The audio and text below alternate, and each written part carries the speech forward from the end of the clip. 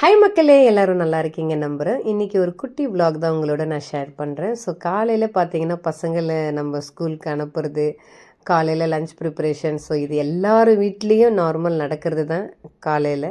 So இன்றைக்கி எங்கள் வீட்டில் நடக்கிறது ஒரு குட்டி விலாகாக எடுத்து உங்களோட நான் ஷேர் பண்ணுறேன். ஸோ காலையில் நான் ஏஞ்ச உடனே ஃபஸ்ட்டு வேலை மீனுக்கு ஃபுட்டு போடுறது தான் என்னோடய வேலையே. அவங்களுக்கு போட்டுட்டு அவங்க கூட கொஞ்சம் நின்று பேசிவிட்டு அதுக்கு அடுத்து தான் நான் தண்ணியே குடிப்பேன்.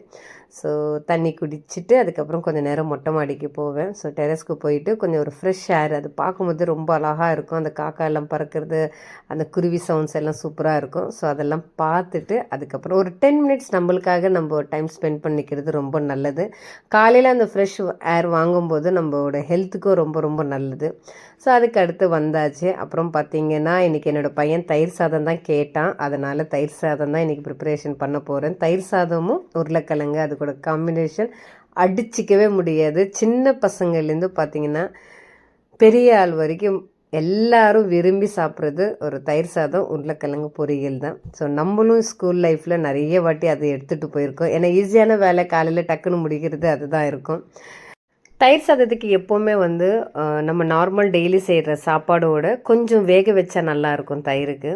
ஸோ தயிர் கிளறியாச்சு. அதுக்கப்புறம் உருளைக்கிழங்கும் பொரியலும் ரெடி ஆகிடுச்சு. அவங்களோட லஞ்ச் பாக்ஸ் நம்ம ரெடி பண்ணிட்டோம். ஸோ என்னோடய பசங்களுக்கு காலையில் டிஃபன் பார்த்திங்கன்னா நான் ஹெல்த் ட்ரிங்க் தான் கொடுக்கறது. ஏன்னா டைமே இருக்காது. 7:50க்கெல்லாம் பார்த்திங்கன்னா ஸ்கூலு. அதனால் காலையில் நம்ம அந்த ஹெல்த் ட்ரிங்க் தான் குடிக்க வைக்கிறதுக்கே ரொம்ப கஷ்டப்பட வேண்டியதாக இருக்கும். ஸோ அது குடிச்சிட்டு அதுக்கப்புறம் இந்த லஞ்ச் எடுத்துகிட்டு பசங்களை கூட்டிகிட்டு போயிட்டு ஸ்கூலில் விட்டுட்டு வந்தாச்சு. அதுக்கு அடுத்து நம்மளோட ருட்டீனான வேலை இருக்கும் இல்லையா? ஸோ கேஸ் எல்லாம் துடைக்கிறது, பாத்திரம் கழுவுறது, துணி துவைக்கிறது. ஸோ அதே தான் எங்கள் வீட்லேயும் இன்றைக்கி நடந்துக்கிட்டு இருக்கு.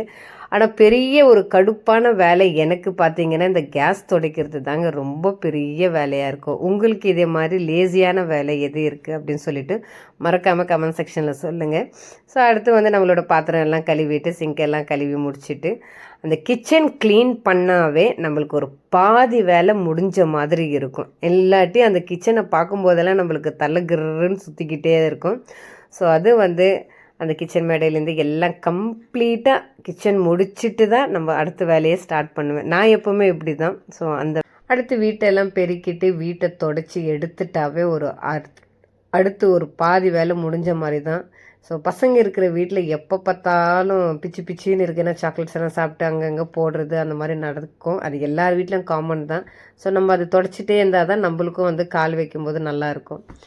ஸோ அடுத்து வரும்போது பார்த்திங்கன்னா காய்கறிங்க வாங்கிட்டு வந்துருந்தேன். ஸோ அதில் கொத்தமல்லி, கருவேப்பிலை, பச்சை மிளகாயெல்லாம் தனியாக பிரித்து ஒரு பாக்ஸில் போட்டு வச்சுட்டா ஒரு டென்ஷன் ஃப்ரீ.